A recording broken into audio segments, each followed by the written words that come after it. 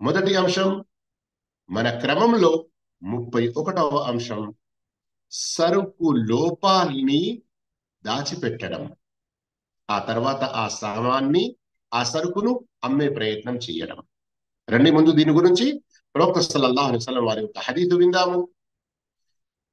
أن رسول الله صلى الله عليه وسلم مر على صبرة طعام فأدخل يده فيها فنالت أصابعه بللا فقال ما هذا يا صاحب الطعام؟ قال أصابته السماء يا رسول الله. قال أفلا جعلته فوق الطعام كي يراه الناس؟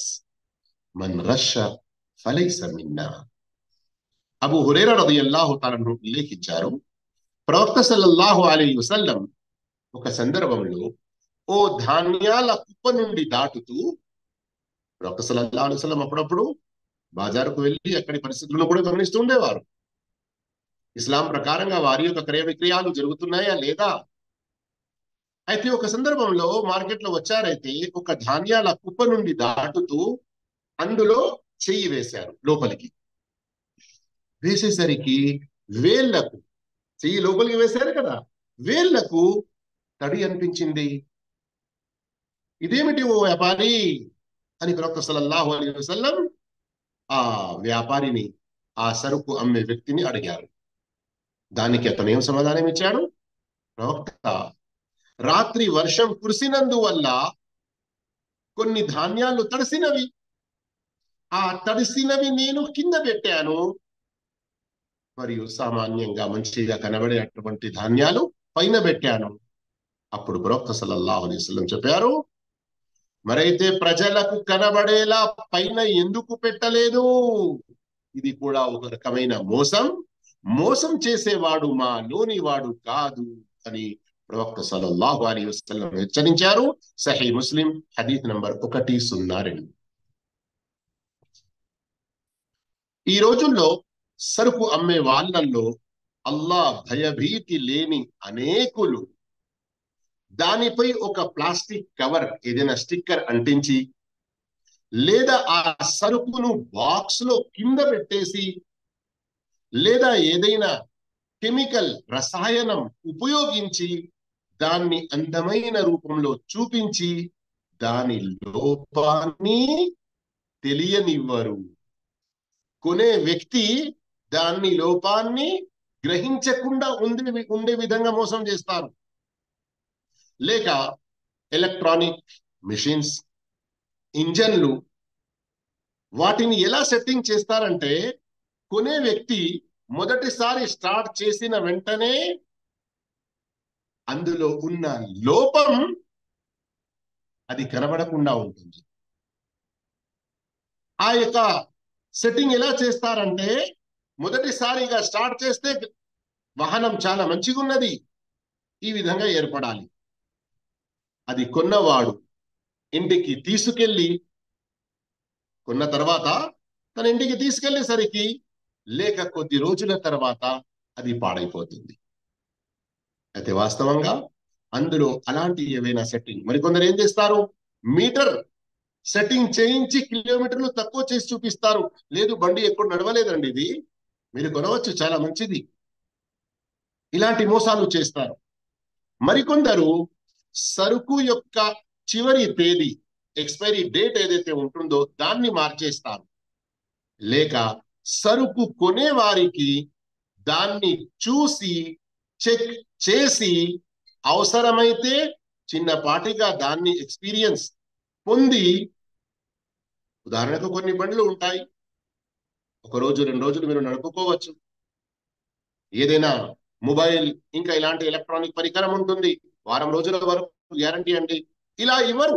ఎందుకు? అందులో వారు మోసం చేసి డబ్బులు ఎక్కువ సంపాదించి ఏదో విధంగా సరుకు నా వద్ద నుండి అమ్మడం జరగాలి, ఈ విధంగా కోరుకుంటారు. మిషన్లు అమ్మేవారు చాలా మంది అందులో ఉన్న లోపాన్ని స్పష్టం చెయ్యరు. ఇలా ఎవరైతే చేస్తున్నారో వారందరూ కూడా నిషిద్ధ కార్యానికి పాల్పడుతున్నారన్న విషయాన్ని గ్రహించాలి. మరి ప్రవక్త సల్లల్లాహు అలైహి వసల్లం వారి ఈ హదీస్ ఏదైతే ఇబ్ను మాజాలో వచ్చి ఉందో, హదీస్ నంబర్ 2246, షేఖ్ అల్బానీ రహిమహుల్లాహ్ సహీహుల్ జామీలో ప్రస్తావించారు, 6705 ప్రవక్త సల్లల్లాహు అలైహి వసల్లం తెలిపారు, అల్ ముస్లిము అఖుల్ ముస్లిం లా యహిల్లు లి ముస్లిమిన్ బాఅ మిన్ అఖీహి బైఅన్ ఫీహి ఐబున్ ఇల్లా బయ్యనహు లహ్. ఒక ముస్లిం మరో ముస్లింకు సోదరుడు. అల్లాహు అక్బర్. గమనించండి, ఒక నిషిద్ధ కార్యం నుండి ఆపేకి ముందు ప్రవక్త సల్లల్లాహు అలైహి వసల్లం ముస్లిముల సంబంధం పరస్పరం ఎలాంటిదో ఎలా తెలిపారు? ఒక ముస్లిం మరో ముస్లింకి సోదరుడు. నీవు నీ కన్న తల్లి నుండి పుట్టినటువంటి నీ రక్త సంబంధ సోదరుణ్ణి మోసంలో పడవేయాలని కోరుతావా? కాదు కదా. మరి ఈ ధర్మ సంబంధమైన నీ ఈ సోదరుడు అంతకంటే ఎక్కువ హక్కు గలవాడు. ఏం చెప్పారు ఆ తర్వాత? ముస్లిం తన సోదరునికి ఒక సరుకు అమ్మినప్పుడు అందులో ఏదైనా లోపం ఉంటే దాన్ని అతనికి తప్పక తెలుపాలి. లా యహిల్లు అని ఇక్కడ అరబీలో పదం వచ్చింది. ఏంటి? తెలుపకుండా ఉండడం ఎంత మాత్రం ధర్మ కాదు. గమనిస్తున్నారా? అంటే ఎవరైనా ఏదైనా లోపం దాచి సరుకును అమ్ముతున్నారంటే వారు ఒక నిషిద్ధ కార్యానికి పాల్పడుతున్నారు. వారు సంపాదిస్తున్నది హరాం, అక్రమ సంపాదన అయిపోతుందని భయపడాలి. కార్లు అమ్మేవారు కొందరు, కార్లు కానీ లేదా మన వద్ద మోటార్ సైకిళ్ళు హోల్సేల్ గా లేదా ఎక్కువ సంఖ్యలో అమ్ముతారు. ఏదైనా కంపెనీలో ఒక 5 సంవత్సరాలు 10 సంవత్సరాలు నడిచినటువంటి వాహనాలు ఉంటాయి. వాటన్నిటిని ఒకేసారి హోల్సేల్ గా అమ్మేస్తారు కొందరు. అలా అమ్మేటప్పుడు వారు ఏమంటారు? ఇనుము బండారం, ఇనుము భండారం. ఎవరు కొంటారు? ఇనుము భండారం. కొనేవారందరికీ వారు కొంటున్నది ఆ కార్లు, మోటార్ సైకిళ్ళు, ఆ వాహనాలు అని తెలుసు. కానీ ఈ అమ్మేవారు, వేలపాఠం వేసేవారు ఇలా ఎందుకంటారు? వారి ఉద్దేశం ఏముంటుందంటే, ఇందులో ఉన్న లోపాన్ని మేము చెప్పకున్నా గాని ఇలా ఇనుప భండారము అని మేము అమ్మినంత మాత్రాన ఇది మా కొరకు యోగ్యమవుతుంది అని వారు భావిస్తారు. కానీ వారు గమనించరు, ఇలాంటి మోసపూరితమైన ఈ వ్యాపారాల్లో బర్కత్, శుభం అనేది నశించిపోతుంది. గమనించండి, ఈ హదీస్ చాలా ముఖ్యమైన హదీస్. సహీ బుఖారీ మరియు సహీ ముస్లింలో వచ్చి ఉంది. హదీస్ నంబర్ 2 బుఖారీలో 2079, సహీ ముస్లింలో 1532. అల్బయ్యాని బిల్ ఖియార్ ما لم يتفرقا فإن صدقا وبينا بورك لهما في بيعهما وإن كتما وكذبا محقت بركة بيعهما. కొనుగోలు చేయు వ్యక్తి మరియు అమ్మకం చేయు వ్యక్తి ఇద్దరికి సరుకును స్వీకరించే నిరాకరించే హక్కు వారిద్దరూ విడిపోయే అంత వరకు ఉంటుంది.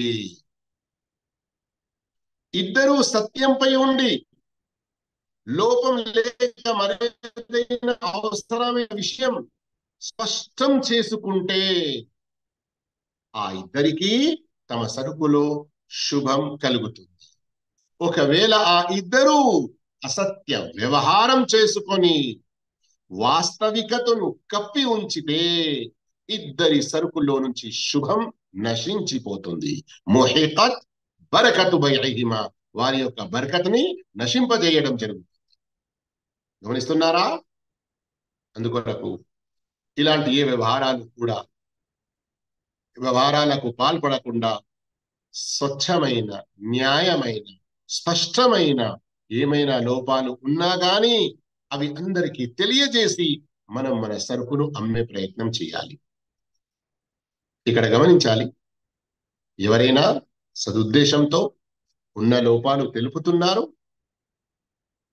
కొన్న వ్యక్తికి మరికొన్ని కొత్త లోపాలు కొన్న తర్వాత తెలిసినవి, అవి అమ్మే అతనికి ముందు నుండే తెలిసి లేవు.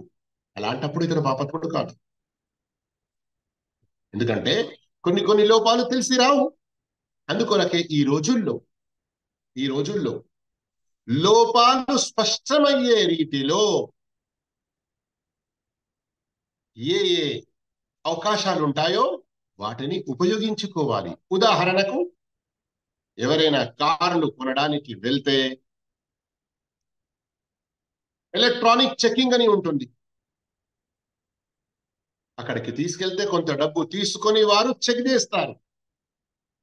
అందులో ఒక మెకానిక్, ఒక డెంటర్, ఒక పెయింటర్ బండిని చూసి నడిపి చెక్ చేసే దానికంటే కూడా మరింత ఎక్కువ లోతుగా అందులో ఉన్న లోపాలు ఆ ఎలక్ట్రానిక్ చెకింగ్ లో బయటపడతాయి.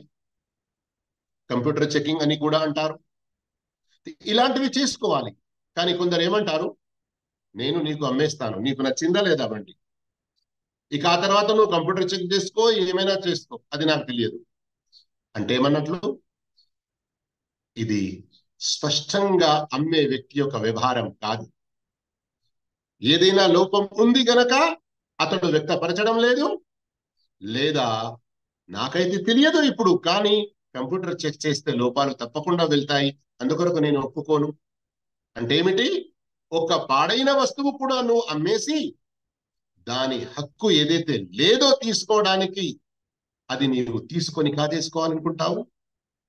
అలాగే వెండి బంగారాల విషయాల్లో గాని ఇంకా వేరే విషయాల్లో కొన్ని ఇలాంటి దాని యొక్క నాణ్యతను పరీక్షించే అటువంటి ఏ ఏ సరుకులు ఉంటాయో, లేక ఏ టెక్నికల్ కొన్ని వస్తువులు ఉంటాయో వాటిని కూడా ఉపయోగించడం చాలా మంచి విషయం. మరియు అమ్మే వ్యక్తి వాటిని నిరాకరిస్తున్నాడంటే అతడు ఇప్పుడు మనం చదివినటువంటి సహీహ్ బుఖారీ హదీస్ కు వ్యతిరేకం చేస్తున్నాడు. ఇక రండి, ఆ తర్వాత మరొక అంశం మన క్రమంలో 32వ అంశం ఏంటి? అది నజిష్ విక్రయం. నజిష్ విక్రయం దేన్నంటారు? నజిష్ అంటే సరుకును కొనే ఉద్దేశం లేకున్నా ఎక్కడైతే వేలపాఠం జరుగుతుందో అలాంటి సందర్భాల్లో ప్రత్యేకంగా సరుకును కొనే ఉద్దేశం లేకున్నా తొలి కొనుగోలుదారుడిని మోగించడానికి అమ్మకానికి సిద్ధంగా ఉన్న వస్తువు ధరను పెంచుతూ పోవడం. మార్కెట్లో ఉదాహరణకు ఒక సామాన్ వచ్చింది, దాని యొక్క లోపాలు అన్ని చూపించేశారు, అంతా స్పష్టం చేశారు. ఇక ఏంటి? ఎవరెవరు కొనడానికి వచ్చారో వారందరూ దీనికి ధర ఎంత పెంచుతారు?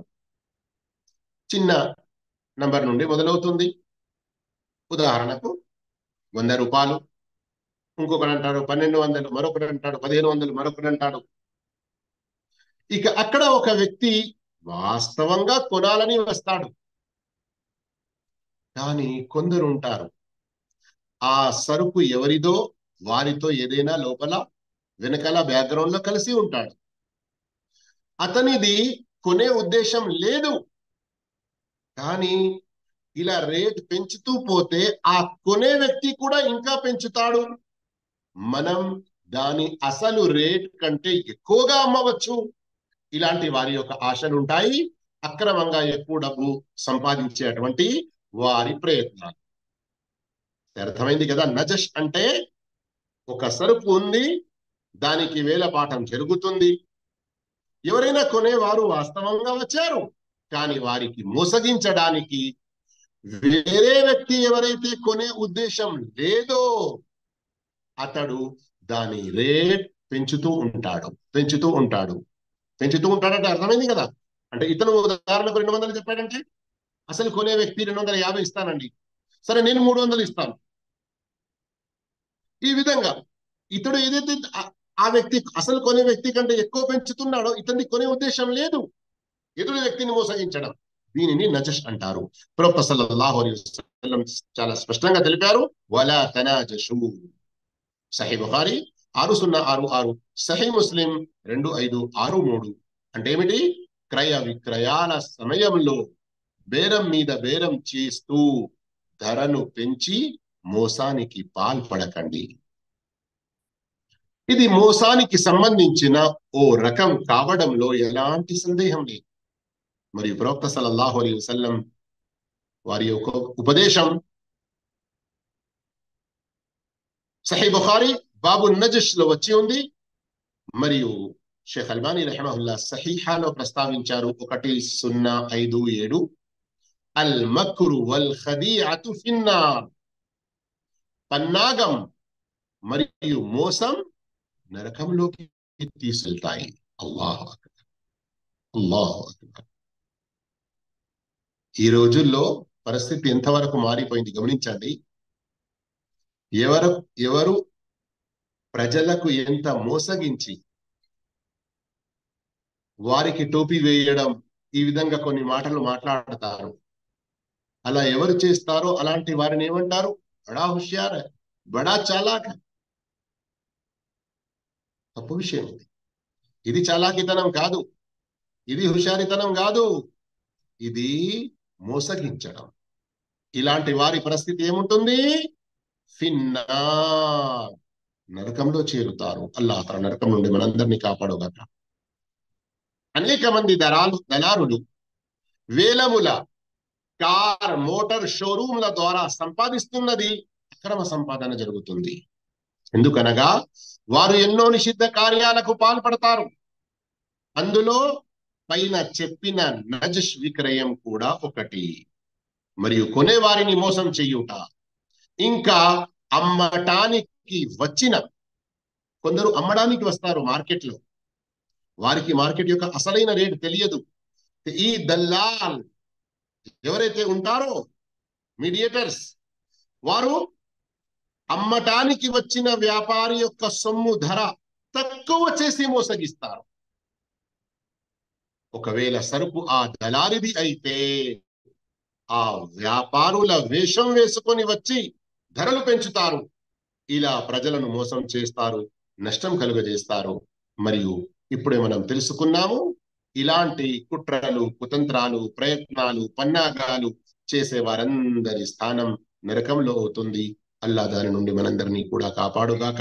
మరియు అంతకంటే మరి చాలా ఘోరమైన మరొక శిక్ష దీనికంటే పైన అంశంలో 31వ అంశంలో చదివాము.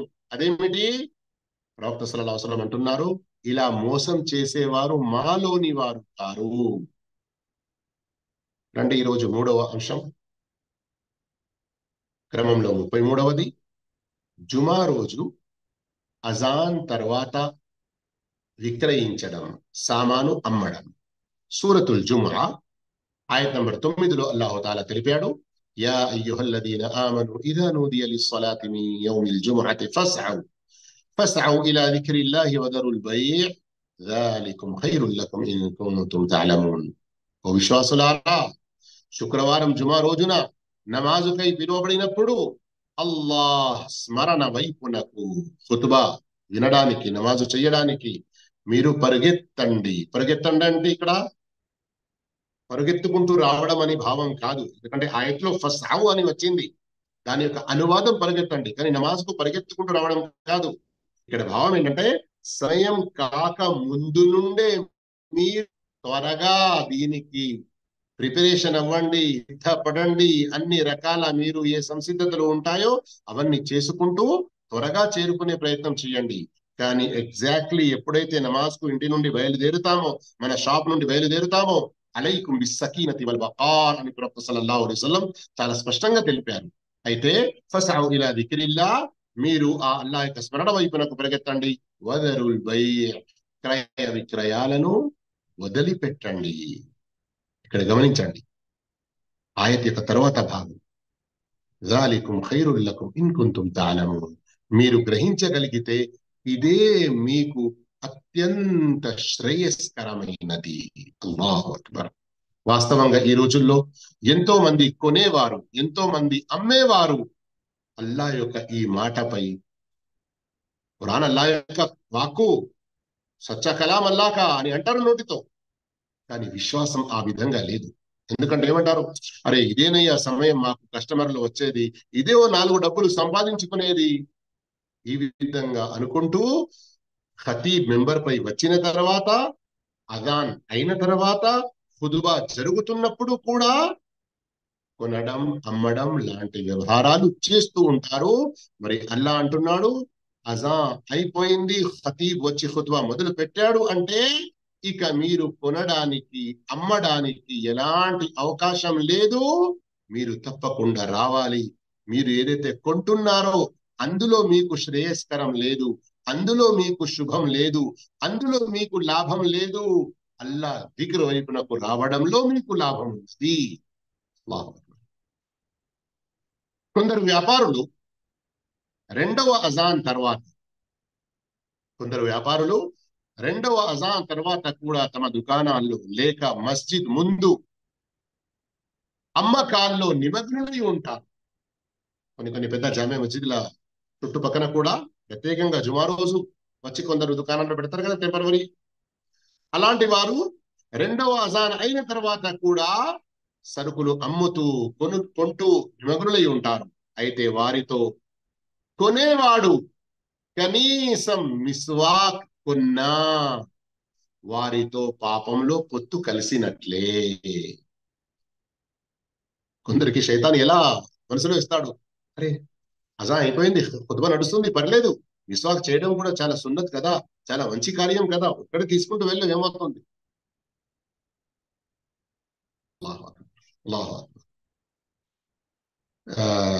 అంశం ఇది కాదు, కానీ ఒక్క చిన్నపాటి కార్యం కూడా నిషిద్ధతలో ప్రవక్తకు వ్యతిరేకంగా ఎందుకు జరగాలి, ఒక్క అడుగు కూడా ప్రవక్త అవిధేయతలో ఎందుకు వేయాలి.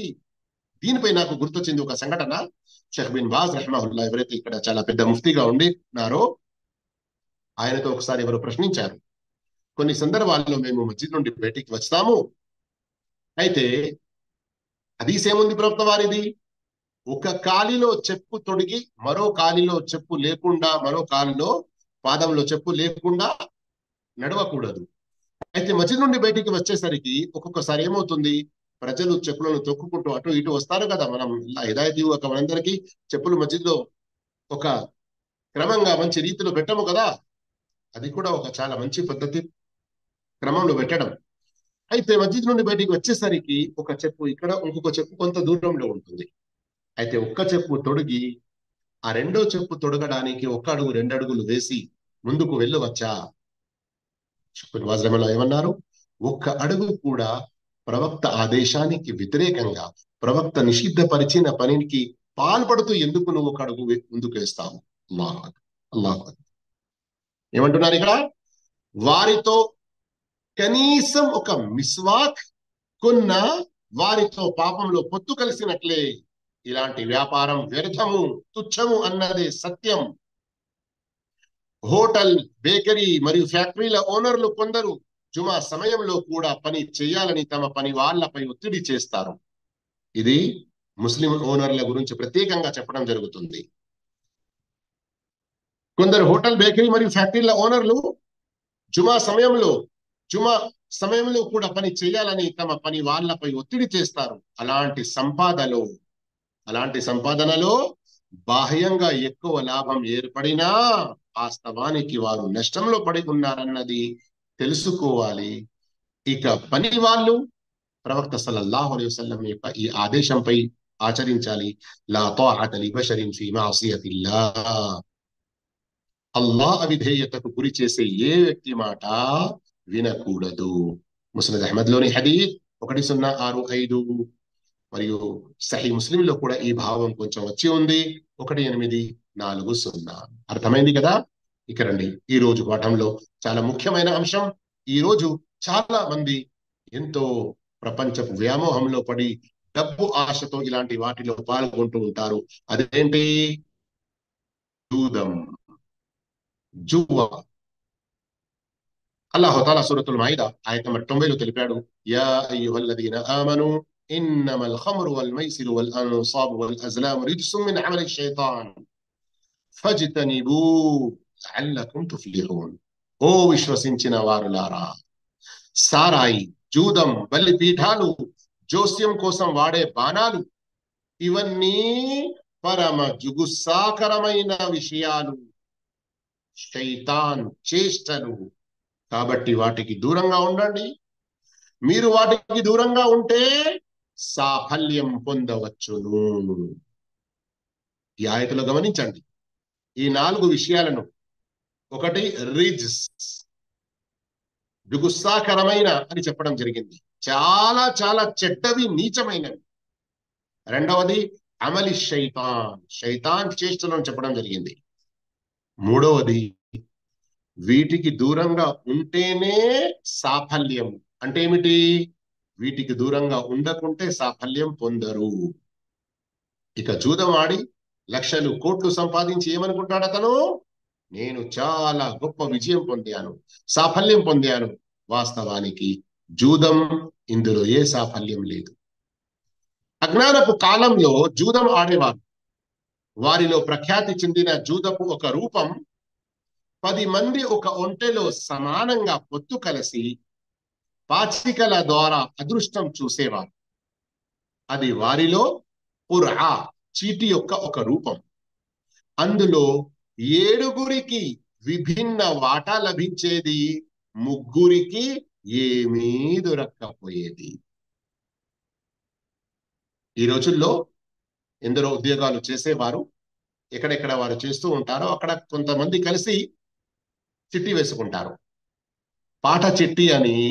అందులో మొట్టమొదటిసారిగా అవసరం ఉన్న వ్యక్తి చాలా తక్కువ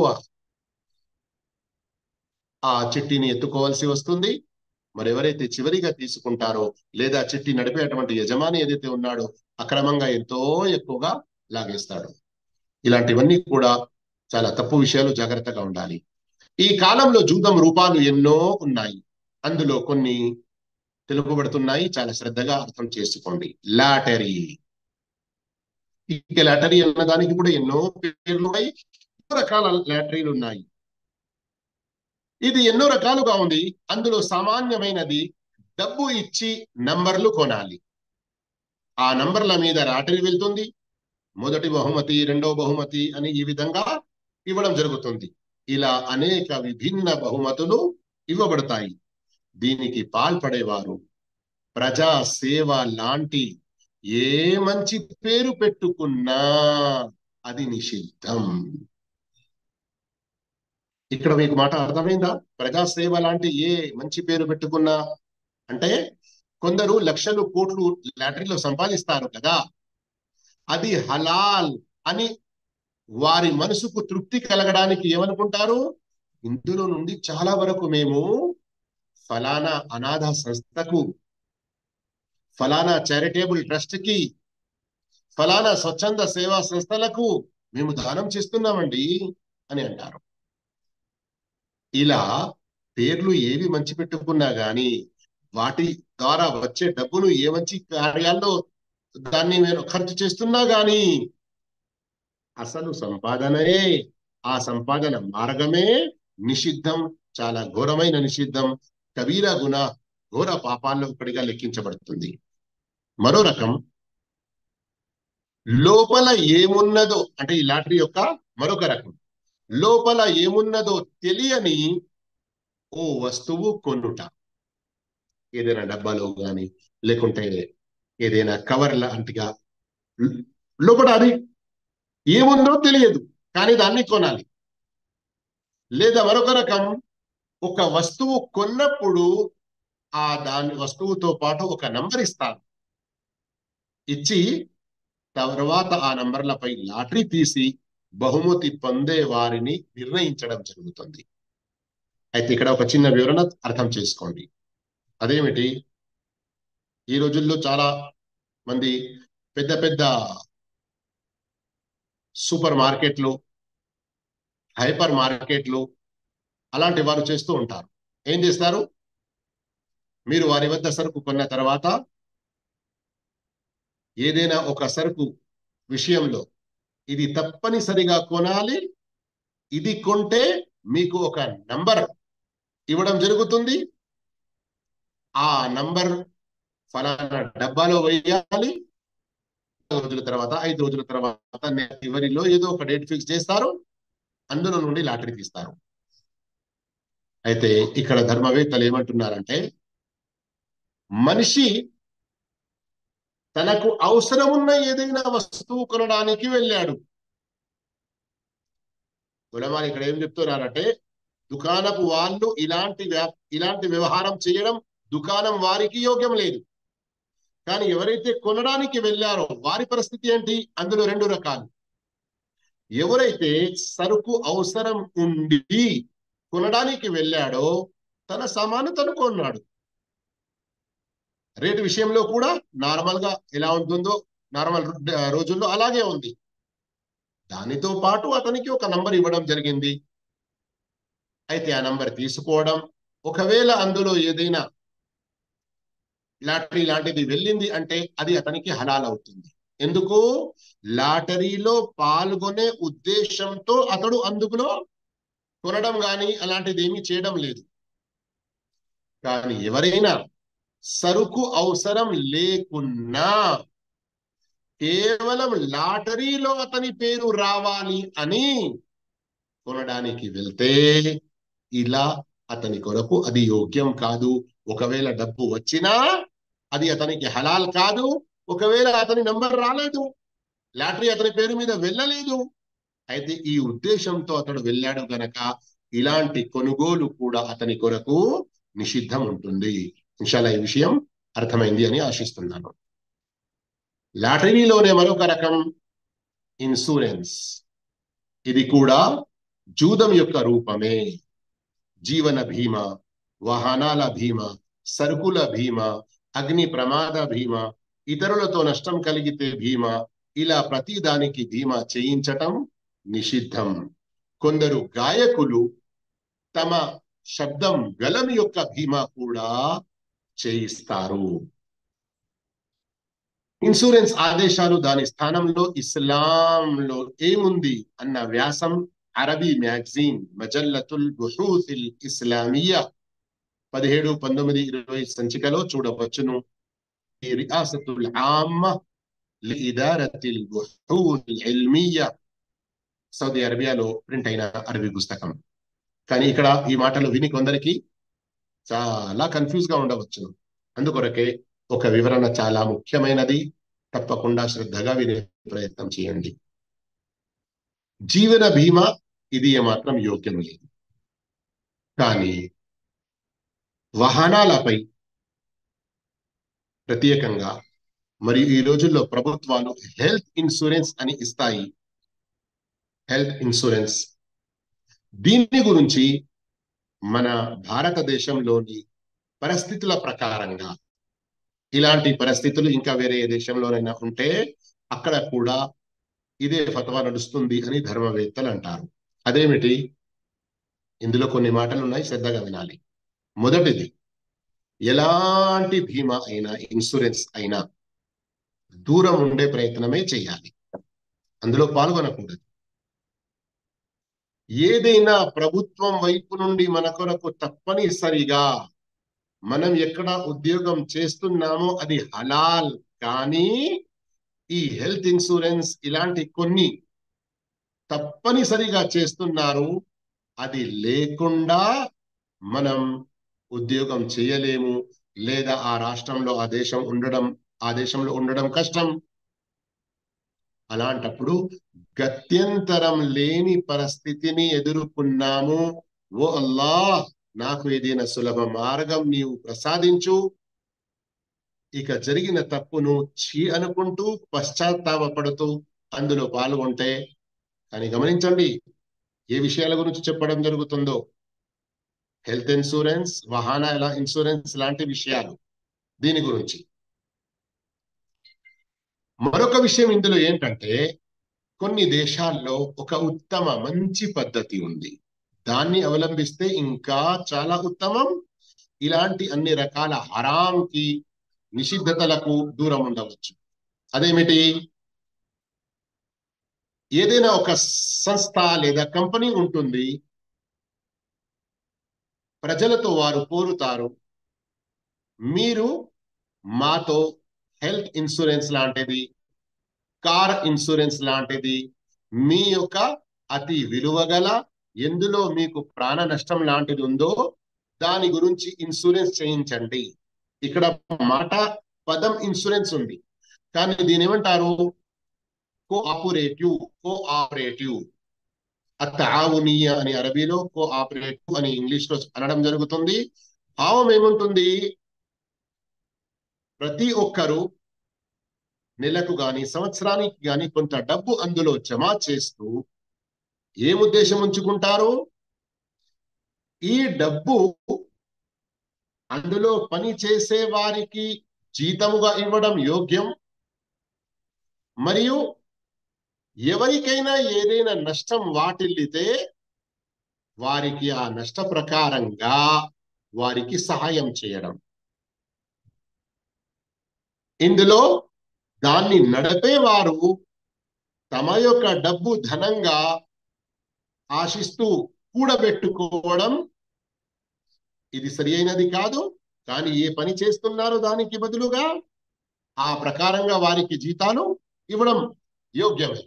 ఎవరెవరైతే ఇందులో పాల్గొన్నారో వారు ఏ ఉద్దేశంతో పాల్గొంటారో, తనలాంటి ఎవరికైనా ఏదైనా అపాయం జరిగితే, అతనికి ఏదైనా నష్టం జరిగితే మేము అతనికి సహాయం చేస్తున్నామన్నటువంటి సదుద్దేశంతో ప్రతి ఒక్కరు అందులో పాల్గొన్నారు. స్వయం తనకు కూడా ఏదైనా నష్టం జరిగింది, అందులో నుండి అతనికి కూడా సహాయం అందింది. అల్హమ్దులిల్లా, ఇది ఒక ఉత్తమ పద్ధతి, ఇది ఒక మంచి విషయం. ఇందులో మరికొన్ని ఏమైనా విషయాలు అర్థం కాకుంటే తర్వాత వాట్సాప్ ద్వారా కూడా సంప్రదించి వివరాలు తెలుసుకోవచ్చు. లేదా దగ్గరలో మీకు ఎవరైతే ఖురాన్ హదీస్ మనహజ్ సహాబా ప్రకారంగా ఫత్వా ఇచ్చే ఉలమాలు ఉన్నారో వారిని సంప్రదించి మీరు ఈ హరాంలో పడకుండా జాగ్రత్త పడండి. ఇందులో గత్యంతరం లేని పరిస్థితులు ఏమిటి, మరియు హలాల్ లాంటి మార్గం ఏమిటి, అవి మరింత వివరంగా తప్పకుండా కనుక్కొనే పాల్గొనండి, హరాంలో పడకండి. పైన తెలిపినవే కాకుండా అన్ని రకాల పందెములు జూదంగానే లెక్కించబడతాయి. అభివృద్ధి చెందిన ఈ రోజుల్లోనైతే జూదం ఆడటానికి ప్రత్యేక క్లబ్బులు తెరవబడ్డాయి. ఈ పెద్ద పాపం చేయడానికి అందులో గ్రీన్ టేబుల్ పేరుతో ప్రత్యేకంగా ఒక స్థలం ఉంటుంది. అదే విధంగా ఫుట్బాల్, క్రికెట్ ఇంకా వేరే ఆటల మ్యాచ్లలో కాసే పందెములు జూదం క్రిందికే వస్తాయి. ఇదైతే మనం చూస్తూనే ఉన్నాము. ఈరోజు ఒక మ్యాచ్, వన్డే మ్యాచ్ ఉంది. నాకు అభిమాని అయినటువంటి నా ఆటగాడు ఒక్కటన్నా 6 కొడతాడు, కొట్టకుంటే నేను ఇంత ఇస్తాను. ఈ విధంగా కొందరు పందాలు పెట్టుకుంటారు. లేదా ఈ రోజుల్లో టీంలను ఇంకా వేరే రకంగా ఉన్నాయి, నాకంటే ఎక్కువ మీరు ఆ విషయాలు తెలుసు మీకు బహుశా. అయితే అవన్నీ కూడా నిషిద్ధం, అలాంటి వాటిలో పాల్గొనకూడదు. ఇక కాంపిటీషన్స్, పోటీలు ఏవైతే ఉంటాయో అవి 3 రకాలుగా ఉన్నాయి. ఒకటి ధార్మిక ఉద్దేశం గలవి, అంటే యుద్ధంలో ఉపయోగపడే ఒంటెలు, గుర్రాలు వాటి మధ్యలో, మరియు అలాగే బాణం, విద్య పోటీలు, గురి పోటీలు బహుమతులతో నిర్ణయించవచ్చును. అయితే ఈ బహుమతులతో నిర్ణయించవచ్చును, బహుమతులు లేకుండా నిర్ణయించవచ్చును. అదేవిధంగా ఖురాన్ కంఠస్థం చేసే లాంటి ధార్మిక విద్యా పోటీలు కూడా ఈ కోవకే చెందుతాయి. కానీ ఇక్కడ గుర్తుంచుకోవాల్సిన విషయం ఏంటి, ఎవరైతే ఈ పోటీలో పాల్గొంటున్నారో వారు డబ్బు పెట్టడం కాదు, గెలిచిన వారు ఎక్కువ డబ్బు తీసుకొని వెళ్ళడం, గెలవని వారు ఏమి దొరకపోవడం, ఇలాంటివి కాదు. ఈ బహుమతులు అన్నవి థర్డ్ పర్సన్, మూడో వైపు నుండి ఉండాలి. ఇద్దరు పోటీలో పాల్గొన్నవారు, థర్డ్ సైడ్ నుండి అయితే ఇలాంటివి యోగ్యం. ఒకవేళ బహుమతులు ఏమీ లేకుండానే ఇలాంటి పోటీలు జరగడం, ఇందులో కూడా ఎలాంటి పాపం అనేది లేదు. ఎందుకు? ఇక్కడ అక్రమంగా సంపాదించేది కాదు, ఇందులో ధర్మపరమైన మరియు ప్రజలకు ఉపయోగపడేటువంటి విషయాల్లో వారు ముందుకు రావాలి. ఇక రెండవ రకం ముబాహ్. ముబాహ్ అంటే ఏంటి? చేస్తే పుణ్యం, చేయకుంటే పాపం లేని ధర్మ సమ్మతమైన ప్రతి పనిని ముబాహ్ అంటారు. ఉదాహరణకి ఇప్పుడు ఫుట్బాల్, క్రికెట్, పరుగుల పోటీ, ఇంకా వేరే ఇలాంటి ఆటలు ఉన్నాయి కదా. ఈ క్రీడలన్నీ కూడా యోగ్యం. ఎప్పుడు యోగ్యం? 3 కండిషన్స్ పాటించినప్పుడే. మొదటిది ఏమిటి? వాటి వల్ల నమాజ్ మరియు నమాజ్ లాంటి ఇంకా విధిగా ఉన్నటువంటి ఏ విషయం తప్పిపోకూడదు. రెండవది, అందులో వేసుకునే అటువంటి డ్రెస్సులు ఇస్లాం ధర్మానికి వ్యతిరేకంగా ఉండకూడదు. కొందరు చాలా చిన్న చిన్న డ్రెస్సులు వేసుకుని ఆటలు ఆడుతారు, కొన్ని రకాలవి. వారు ఈ విషయం ప్రత్యేకంగా గమనించాలి. మూడవది, ఆ క్రీడలో పాల్గొనే ప్రతి టీం లేదా ప్రతి వ్యక్తి కొంత డబ్బు పెట్టడం, ఆ డబ్బంతా గెలిచిన వారు తీసుకోవడం లాంటిది. ఈ 3 విషయాలను గమనించాలి. ఈ 3 కండిషన్లు గమనించాలి. అప్పుడే ఈ క్రీడలు యోగ్యమవుతాయి. ఇక మూడో రకం స్వయంగా నిషిద్ధమైనవి లేక నిషిద్ధం వరకు చేర్పించునవి. ఉదాహరణకు అందాల పోటీ, ఇంకా ఒకరినొకరు ముఖముపై కొట్టుకునే అటువంటి ముష్టి యుద్ధం, బాక్సింగ్. ఎందుకంటే ప్రత్యేకంగా ముఖముపై కొట్టడం, ఇది ప్రత్యేకంగా నిషిద్ధం వచ్చి ఉంది. ఇంకా మన ప్రాంతాల్లో బహుశా ఈ సంక్రాంతి ఇలాంటి రోజుల్లోనే కోళ్ళ పందెం, మేకల పందెం, ఇంకా ఇలాంటి కొన్ని పంద్యాలు జరుపుతారు. ఇవన్నీ కూడా నిషిద్ధంలో వస్తాయి. వీటన్నిటికీ కూడా దూరంగా ఉండాలి. ఇక్కడ రండి, ఈనాటి మన క్లాస్ లో చివరి అంశం, 35వ అంశం, దొంగతనం. ఇది కూడా నిషిద్ధం. అల్లా యొక్క ఆదేశం సూరతుల్ మాయిదా ఆయత్ నంబర్ 38లో, والسارق والسارقة فاقطعوا أيديهما جزاء بما كسبا نكالا من الله والله عزيز حكيم.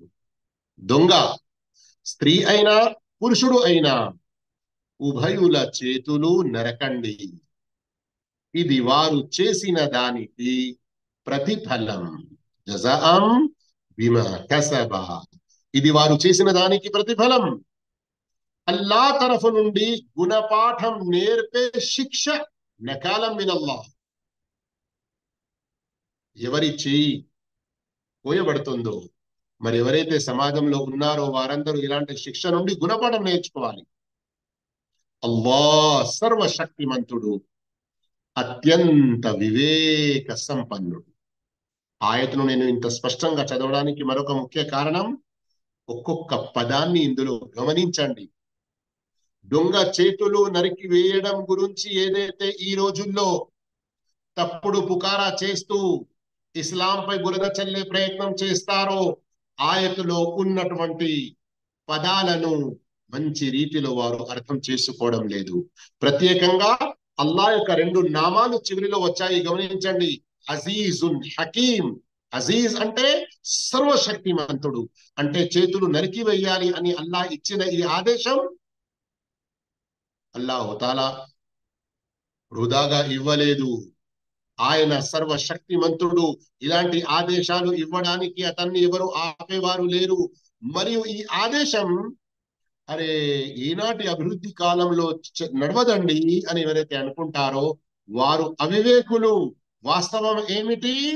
అల్లాహ్ ప్రతి కాలానికి ప్రతి కాలానికి అవసరమయ్యేటువంటి ఈ శిక్షను నిర్ణయించాడు. ఎందుకంటే అల్లాహ్ వివేక సంపన్నుడు.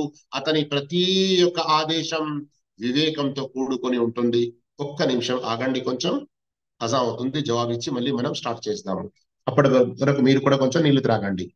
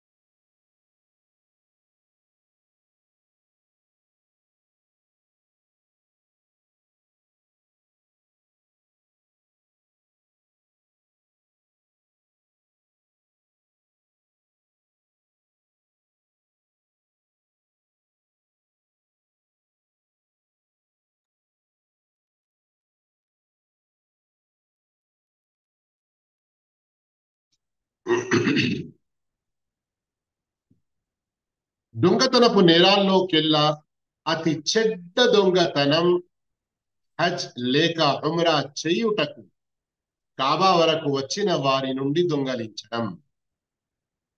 ఆ దొంగ భూమిలో అతి ఉత్తమమైన పవిత్ర క్షేత్రమైన కాబా ఆవరణలో ఉండి దొంగలిస్తున్నాడంటే అతను అల్లాహ్ యొక్క హద్దులను ఏమాత్రం ఖాతరు చేయడం లేదు. ప్రవక్త సల్లల్లాహు అలైహి వసల్లం కాలంలో ఒకసారి సూర్యగ్రహణం జరిగినది. అప్పుడు ప్రవక్త సల్లల్లాహు అలైహి వసల్లం నమాజు చేసిన తర్వాత ఏదైతే ప్రజలకు ఉపదేశించారో,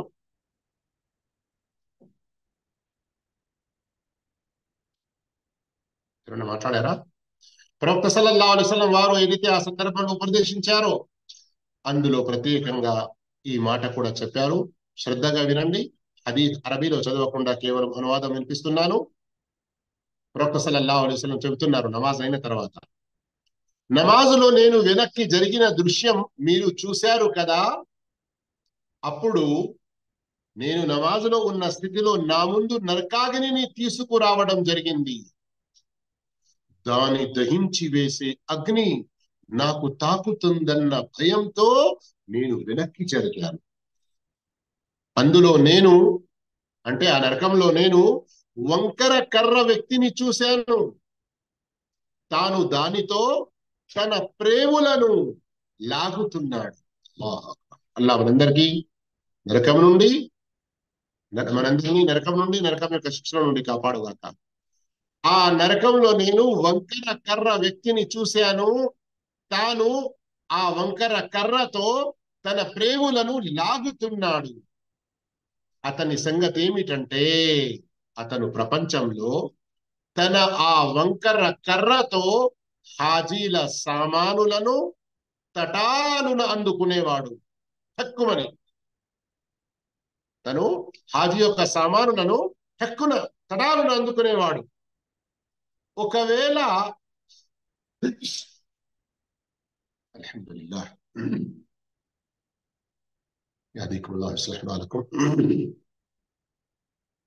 ఒకవేళ వారు గమనించి, ఆ హాజీలు తవాఫ్ చేస్తున్న వారు గమనించి, ఏంటి ఏం చేస్తున్నావు, ఎందుకు మా సామాన్ తీసుకున్నావు, ఈ విధంగా ఏదైనా మందలిస్తే, క్షమించండి నా కర్ర మీ సామానులో తలబడింది అని అనేవాడు.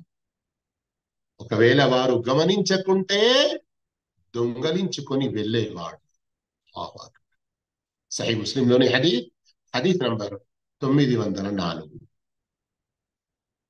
చూస్తున్నారా, ఈ రోజుల్లో మస్జిదుల నుండి చెప్పులను దొంగలించే వారు ఉన్నారు. మస్జిదులలోని మైకులు ఇంకా సామానులు దొంగలించడం అంటే ఏంటి? దొంగతనం ఎక్కడ జరిగినా గాని పాపమే, ఇది ఘోర పాపాల్లో ఒకటి. కానీ అదే ఇలాంటి పుణ్యక్షేత్రాల్లో ఎక్కడైతే మనుషులకు అమను అమాన్, సేఫ్టీ, ప్రశాంతత ఉంది అన్నటువంటి నమ్మకం ఉంటుందో అక్కడి నుండి దొంగలించడం అంటే ఈ పాపం అన్నది ఇంకా ఎక్కువగా పెరిగిపోతుంది. అందుకే కొన్ని ఉల్లేఖనాల ద్వారా తెలుస్తుంది, బయట ఎక్కడ ఎవరిదైనా సామాన్ దొంగలించడం కంటే నీ ఇంటి పక్కని, అంటే పొరుగు వాని యొక్క ఇంట్లో దొంగతనం చేయడం బయట 10 రెట్లు దొంగతనం చేయడం కంటే ఎక్కువ పాపం. ఎందుకు? నా పొరుగువాడు నాకు రక్షకుడుగా ఉంటాడు అన్నటువంటి నమ్మకం ప్రతి ఒక్కరికి ఉంటుంది. అందుకొరకే దాని యొక్క పాపం చాలా భయంకరమైనది. అదేవిధంగా అతి చెడ్డ దొంగతనాల్లో పబ్లిక్, ప్రజల సొమ్మును దోచుకొనుట. ఇలా దొంగలించేవారు కొందరు ఇతరుల మాదిరిగా మేము దొంగలిస్తున్నాము అని సాకు చెప్పుకుంటారు. కానీ ఇది ముస్లింలందరి సొమ్ము అని గ్రహించరు. పబ్లిక్ ప్రాపర్టీ, ఆస్తి అన్నప్పుడు ముస్లిం దేశాల్లో ముస్లింలందరిది, వివిధ దేశాలలో వారందరి ప్రాపర్టీ అవుతుంది. అల్లాహ్తో భయపడని వారి, అల్లాహ్తో భయపడని వారు ఎవరైనా దొంగలిస్తే అది ముమ్మాటికి మనం దొంగలించడానికి ఆధారం కాజాలదు. ఇలా వారిని అనుసరించి స్వయం తాను పాపం నుండి దాని శిక్ష నుండి తప్పించుకోలేడు. అయ్యో వాళ్ళు చేస్తున్నందుకు నేను చేసినా అని అంటారు కదా. ఇలా చేయడం ద్వారా పరలోక దినాన ఏ శిక్షనైతే ఉంటుందో లేదా ఇహలోకంలో దాని నుండి తప్పించుకోలేడు. మరికొందరు ముస్లింలు, నౌదుబిల్లా, మరికొందరు ముస్లింలు ముస్లిమేతరుల సొమ్మును వారు అవిశ్వాసులు కదా అన్న సాకుతో దొంగలిస్తారు కొన్ని ప్రాంతాల్లో. అయితే ఇది కూడా ఘోరమైన పాపం. ఏ అవిశ్వాసులైతే ముస్లింలతో యుద్ధం చేస్తున్నారో ఆ యుద్ధ మైదానంలో వారి సొమ్ము తీసుకున్నట మాత్రమే యోగ్యమైనది. వేరే ముస్లిమేతరుల కంపెనీ, ఫ్యాక్టరీల నుండి లేక ప్రజల నుండి ఏదైనా తీసుకోవడం, దొంగతనం చేయడం, వారి సొమ్మును కాజేసుకోవడం ఎంత మాత్రం యోగ్యం కాదు. మరికొన్ని దొంగతనాలు ఇలా కూడా ఉంటాయి. ఇతరులకు తెలియకుండానే వారి జేబును ఖాళీ చేయడం, అతిథిగా ఒకరి ఇంటికి వెళ్లి ఆతిథ్యం ఇచ్చిన వారి ఇల్లు ఖాళీ చేయడం. కొందరు తమ అతిథుల బ్యాగులను, విలువైన వస్తువులని దొంగలిస్తారు. లేదా కొందరు అతిథులు ఏ ఇంటికైతే వచ్చారో ఆ ఇంటిలో నుండి దొంగతనం చేస్తారు. కొందరు స్త్రీ పురుషులు దుకాణాల్లోకెళ్ళి ఏదో ఒక సామాను తీసుకొని తమ జేబులోనో లేక దుస్తుల్లోనో లేదా హ్యాండ్ బ్యాగ్లలో దాచిపెట్టుకుంటారు. కొందరు తక్కువ ధర గల చిన్న సామాన్ల దొంగతనాన్ని దొంగతనంగా భావించరు. కానీ ప్రవక్త సల్లల్లాహు అలైహి వసల్లం వారి ఉపదేశం ఏమిటో చూడండి. లఅనల్లాహు సారిక యస్రికుల్ బైద ఫతుక్తఅ యదు వయస్రికుల్ హబ్ల ఫతుక్తఅ యదు. దొంగతనం చేసే వాడిని అల్లాహ్ శపించాడు. అల్లాహు అక్బర్. ఈ యొక్క మాటనే సరిపోతుంది కదా మనం దొంగతనం నుండి దూరం ఉండడానికి. ఎవరైతే ఏ రకంగా అయినా స్కూళ్లలో గాని, కాలేజీలలో గాని, బయట ఎక్కడైనా గాని ఏ దొంగతనం చేస్తున్నారో వారు గమనించాలి, అల్లాహ్ యొక్క శాపానికి గురవుతున్నారు. వారు దొంగతనం చేసే వాడిని అల్లాహ్ శపించాడు. అతను కోడి గ్రుడ్డును దొంగలించిన అతని చెయ్యి నరికి వేయబడుతుంది. ఒక తాడు దొంగలించిన అతని చెయ్యి నరికి వేయబడుతుంది. ఇక్కడ కొంచెం ఒక నిమిషం ఆగి ఒక విషయాన్ని క్లియర్ చేసుకోవడం చాలా అవసరం. ఏంటి? ఈ హదీసును కొందరు బాహ్యంగా తీసుకుంటారు.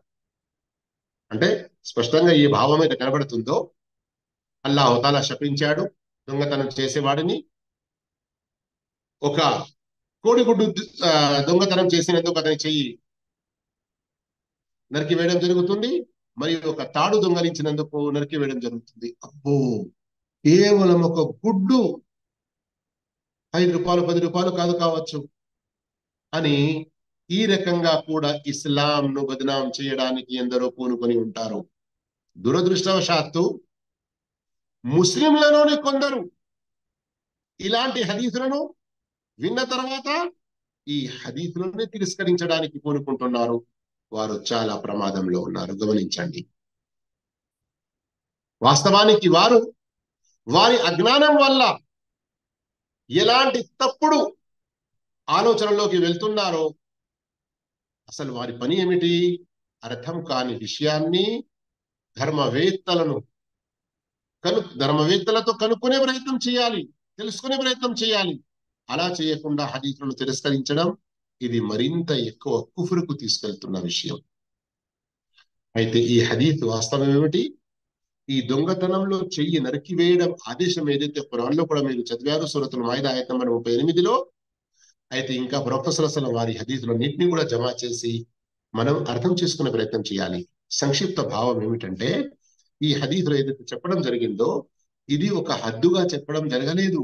అంటే కోడి గ్రుడ్డు దొంగతనం చేసిన వ్యక్తి చెయ్యి నరకండి అని చెప్పడం జరగలేదు. ఇక్కడ చెప్పడం జరిగింది ఏమిటంటే, చిన్న చిన్న వస్తువుల దొంగతనం నుండి ఈ దొంగతనం యొక్క చెడ్డ అలవాటు మనిషిలో వచ్చేసి పెద్ద వస్తువులను కూడా దొంగతనం చేస్తాడు. తర్వాత అతని చెయ్యి నరికి వేయడం జరుగుతుంది. ఒకవేళ ఆ ముందు స్టార్టింగ్ లో, ప్రారంభంలో ఒక్క గుడ్డు గాని, ఒక్క పైసా సామాను గాని ఏదైతే దొంగతనం చేశాడో అదే రోజు అతడు ఆగిపోయాడంటే ఈ రోజు ఇంత పెద్ద దొంగతనానికి పాల్పడేవాడు కాడు, అతని చెయ్యి నరికి వేయబడేది కాదు. ఈ భావం. ఎందుకంటే ముస్లిం షరీఫ్ ఇంకా వేరే సహీ హదీతుల ద్వారా తెలుస్తుంది, ప్రవక్త సల్లల్లాహు అలైహి వసల్లం వారు రుబు దీనార్, ప్రవక్త కాలంలో దీనార్ ఏదైతే ఉపయోగించబడేదో, వాడబడేదో, దాని యొక్క ప్రకారంగా ఎవరైతే దొంగతనం చేస్తారో వారి యొక్క చేతులు నరికి వేయడం జరుగుతుంది అన్నటువంటి హదీస్ వచ్చి ఉంది. అయితే ఈ హదీస్ ద్వారా ఎలాంటి తప్పుడు ఆ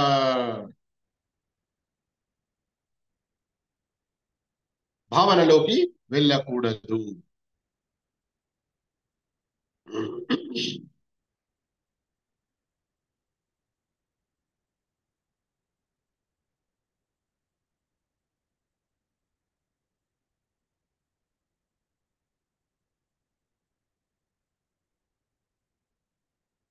సహీ ముస్లింలోని ఆ హదీస్ నంబర్